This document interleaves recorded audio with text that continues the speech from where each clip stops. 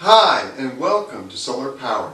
I'm Andrew, and I'll be your host for today's show, From Sunlight to Outlet, a journey through our solar system. And no, I don't mean the planet and the sun, I mean our solar project right here at the house. So come along and explore the wonderful world of solar power. In my first video, Solar 101, I took you on a quick tour of mine and George's solar project. Well, we've made quite a few modifications since then, and I thought another video was in order. We got some good feedback saying that we need a little bit more detail and understanding of the terms. So in this video, I plan to do just that. So before we get started, let's head to the classroom and get a basic understanding of some terms.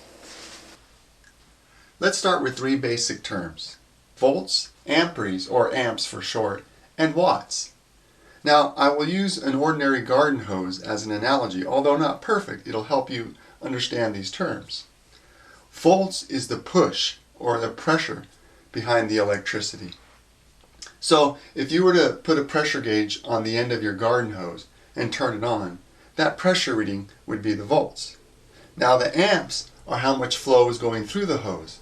So the bigger the hose, the more flow you can have. Now watts is just a way of measuring work or measuring the amount of current used. So you take volts, multiply it by amps, and you get watts. So with this knowledge, let's head back up and see how a solar system works. Alright, now that we have the basics under our belt, I'll explain how a solar system works. The sunlight hits these panels, which are made of a crystalline silicone. It excites electrons, and that creates current, or electricity. So basically, the sunlight is turning this panel into a battery, which has a plus and a minus, and the energy flows between them. That's called direct current. Now, these two panels here are wired in a series, and the two behind it are also wired in a series, and then the two are wired in parallel. Now, what does that all mean? Let's head back down to the classroom and find out. In series wiring, I'll use an ordinary flashlight as a great example. Here you'll see we have a crude picture of a flashlight. Now, you put a battery in, negative side down, positive side up. Then you drop another battery on top of it, negative side down, positive side up. So the two batteries are touching, one positive to the other's battery negative. That's series wiring. And then you have a negative and positive lead coming off the battery going to the light. Now when you wire in a series, the voltage goes up and the amperage stays the same. So let's assume these are 6 volt, 1 amp batteries. So the voltage goes up, so 6 volts plus 6 volts is 12 volts, and the amperage stays the same, so just 1 amp. So now the batteries are acting as one battery at 12 volts, 1 amp. In parallel wiring, the positive of one battery is connected to the positive of another battery. The negative is connected to the negative, and then you have a negative and positive lead. Now when you connect in parallel, the voltage stays the same. So in this case, 6 volt, but the amperage goes up. So 1 amp plus 1 amp equals 2 amps. So now it's acting as a 6 volt battery at 2 amps. Okay, now that we understand series and parallel wiring, let's head back up to the roof. Now that we have the basics of wiring under our belt, I'll explain a little more about the panels. Now if you're keeping track at home and you realize my amps to volts isn't exactly equaling the watts, that's because I'm rounding, so there may be a slight error. These 4 panels here were made by a Japanese company, Kyocera. The actual panels themselves were made in Mexico. Each one is capable of producing 185 watts at 24 volts and 8 amps. Now, we have the two wired in a series. Plus to negative, and then a plus and negative coming out. We know that when we do that, the voltage goes up. So now, these are acting as one panel at 48 volts and 8 amps. Now, why do we do that? Well, the higher the voltage, the smaller wire we can have running to this shed where our charge controller is. Smaller wire is easier to work with and is less expensive. Our two back panels are wired in the same exact way.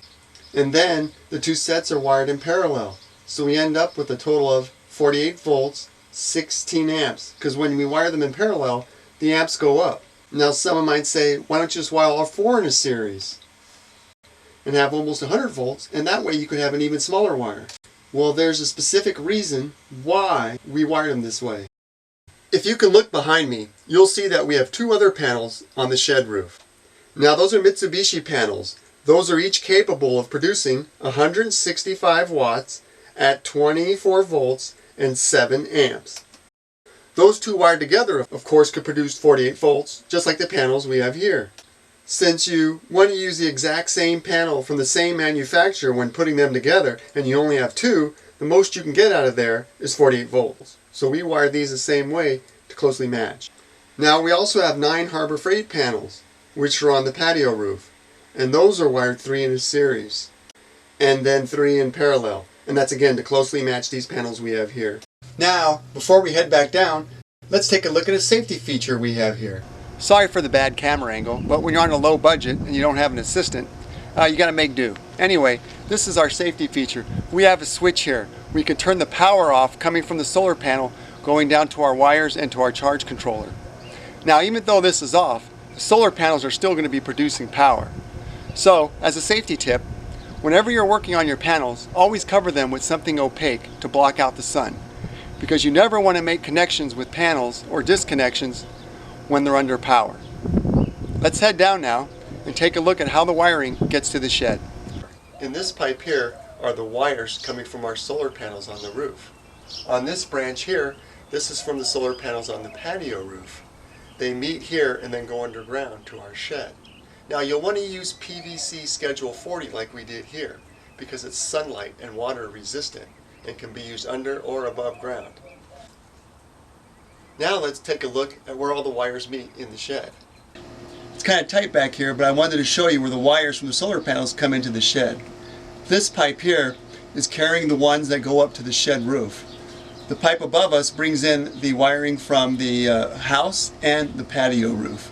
So now let's go inside and see where it all hooks together. The wires from our 3 solar arrays come into this combiner box here. Each array has its own circuit breaker to protect its wiring. This is called the combiner box because it combines the 3 solar arrays and brings them out as 2 wires here, a positive and a negative, going to our charge controller. This is the charge controller. It controls the state of charge of the batteries.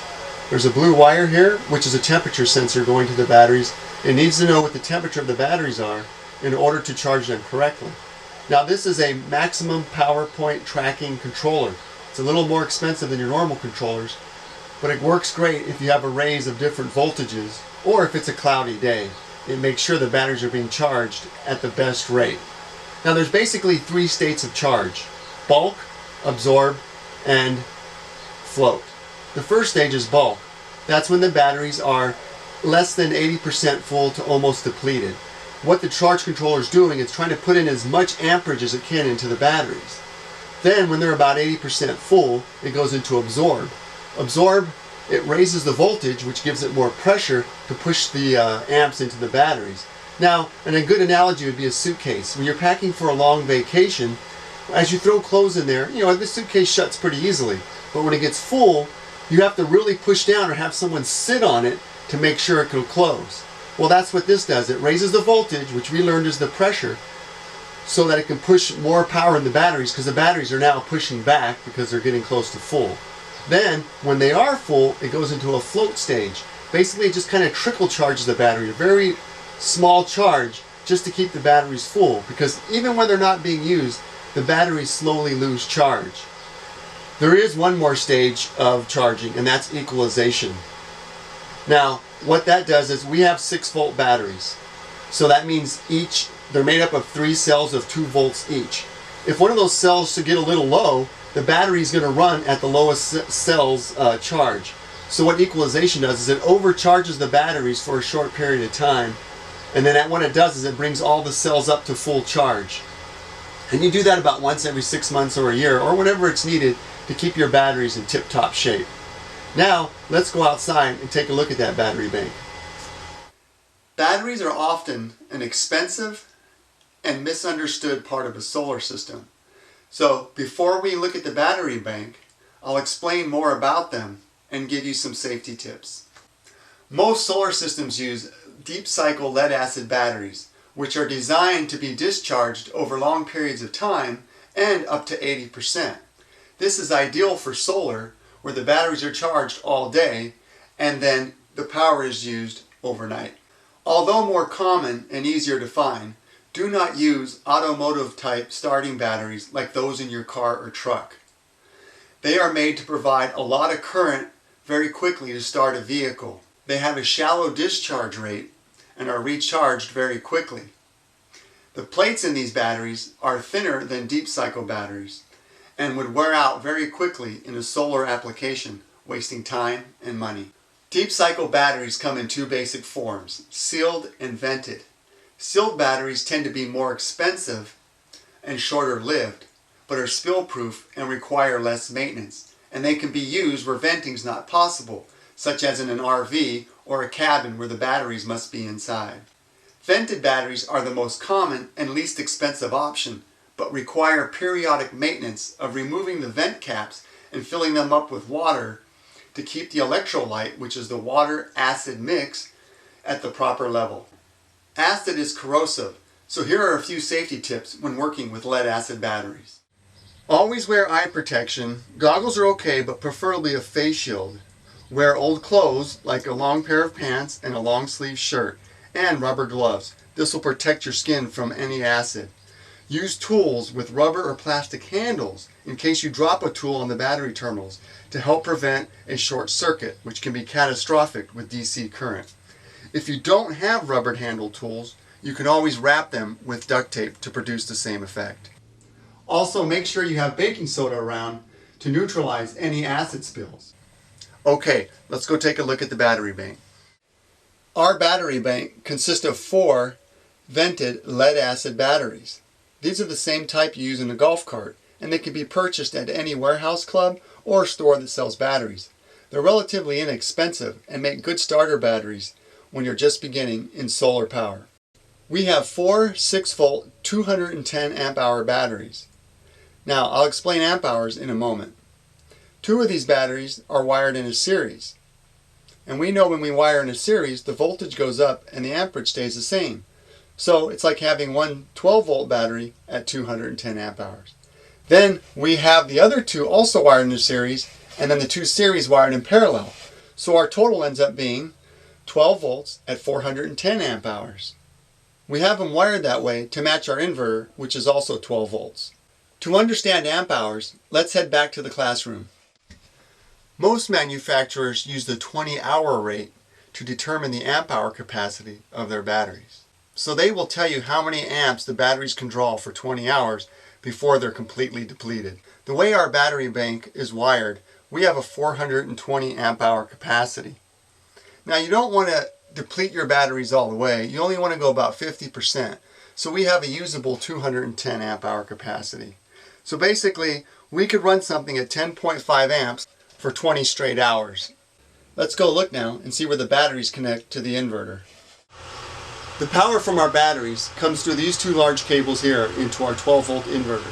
Since our inverter is low voltage, only 12 volts, the battery cables have to be very thick, and you don't want to skimp in this area. I removed one of the wall panels so you can see that we have a 300 amp fuse here to protect the wiring and the inverter in case of a catastrophic short circuit. Now, the inverter takes the DC coming in and converts it to AC coming out, just like you have in your house. I'll explain AC current in a minute. The wire is much thinner because the voltage is higher. From here, it goes to our breaker panel, just like you have in your house. The AC power from our inverter comes to this breaker panel here, just like you have in your home. Alternating current is different from direct current. Direct current has a positive and a negative. Alternating current has a hot wire, usually black, and a common wire, usually white. And the electricity flows in a loop, and it cycles back and forth 120 times per second, or 60 cycles per second. So in the United States, we have 120 volt, 60 cycle per second AC power. Inside the panel here, you'll notice we have 2 breakers on this side. That's for all the electricity here in the shed. On the other side, we also have 2 breakers. Now these go to the house and the AC power in there. Now, let's go outside and take a look at where the AC power goes into the house. This is where our solar AC comes in from the shed. It comes into this switch box here. We could turn off the power if we need to work on it inside the house or if there's an emergency. This pipe here takes our AC power to the back 2 bedrooms. This one here goes to the front 2 bedrooms and an outlet near the garage, which we have a refrigerator on. Now let's go inside and see how we put solar power to work. Before I enter this room, I'm going to need some light so I can see what I'm doing. Now I could just flip the switch and use the power from the electric company, but what if we wanted to be a little more self-sufficient? One solution might be you could cut a hole in the roof and put in a skylight. Well, that's great if it's during the day, but what if it's at night? I think I might have a solution. What if we could capture sunlight during the day, store it, and then release it at night to light up this room? Now a lot of you will think, oh, that's crazy. Well, maybe there is a way. Let's go in and take a look. Here we have 2 outlets. This outlet is a standard house outlet with power coming from the power company.